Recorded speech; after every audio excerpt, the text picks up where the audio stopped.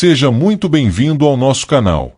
Aqui, todas as noites, você encontra histórias misteriosas, sombrias e arrepiantes para ouvir antes de dormir. Se você gosta desse tipo de conteúdo, já se inscreva, ative as notificações e deixe seu like. Isso nos ajuda a continuar trazendo novos relatos para você.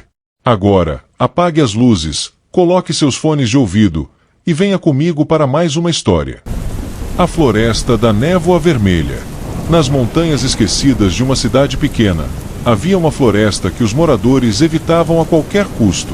Durante o dia, parecia apenas um bosque comum, árvores altas, troncos retorcidos, sons de pássaros e pequenos animais escondidos entre os galhos.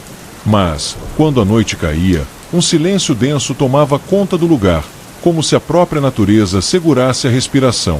Era nesses momentos que a lenda ganhava forma.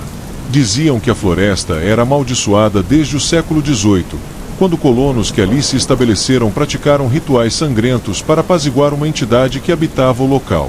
A cada geração, novas histórias surgiam. Pessoas que desapareceram sem deixar rastros, caçadores que enlouqueceram após se perder entre as árvores, e famílias que juravam ouvir vozes vindas da mata chamando seus nomes. Com o tempo, o local ganhou um nome que atravessou décadas: a Floresta da Névoa Vermelha. A razão era simples. Em noites específicas, geralmente de lua cheia, uma névoa surgia do solo, primeiro branca e fina, como fumaça leve. Mas, em poucos minutos, adquiria uma tonalidade avermelhada, espessa e sufocante. Muitos descreviam o fenômeno como se o próprio ar estivesse impregnado de sangue. Elias, um caçador solitário da região, conhecia bem as histórias. Mas ele nunca acreditou. Para ele, tudo não passava de superstição de aldeões, medos passados de pai para filho. Determinado a provar que nada havia de sobrenatural, decidiu entrar na floresta justamente em uma dessas noites de névoa. Carregava uma lanterna a óleo, sua velha espingarda e um amuleto que sua avó havia lhe dado, pedindo que jamais o tirasse do pescoço. Elias riu da preocupação dela, mas aceitou usá-lo. Logo ao entrar, percebeu que a floresta parecia diferente. O vento, que geralmente balançava as copas das árvores, havia cessado completamente. O silêncio era tão profundo que ele podia ouvir o próprio coração. Aos poucos, a névoa começou a se formar em torno de seus pés, rastejando pelo chão como serpentes de fumaça. Ele seguiu adiante, convencido de que em breve encontraria uma explicação natural. Mas, após alguns minutos, algo estranho aconteceu. Ouviu o som de passos atrás de si. Virou-se rapidamente, mas não havia ninguém. Apenas o eco dos próprios movimentos. Foi então que ouviu uma voz. Baixa, suave, quase doce. Elias. Ele parou, o corpo arrepiado. A voz era inconfundível. Era a de sua mãe, falecida anos antes. Elias. Venha para mim, estou aqui.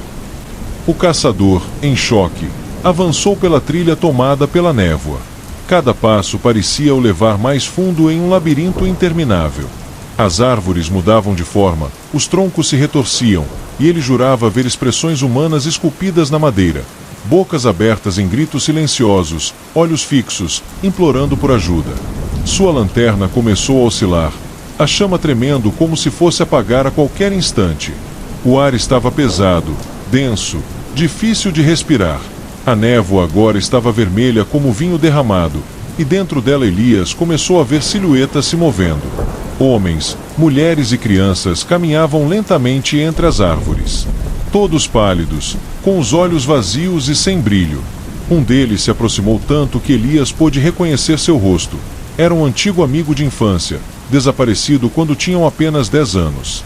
Ele murmurou palavras quase inaudíveis. Fique conosco. A floresta precisa de você. Apavorado, Elias tentou correr, mas quanto mais corria, mais a floresta parecia se estender.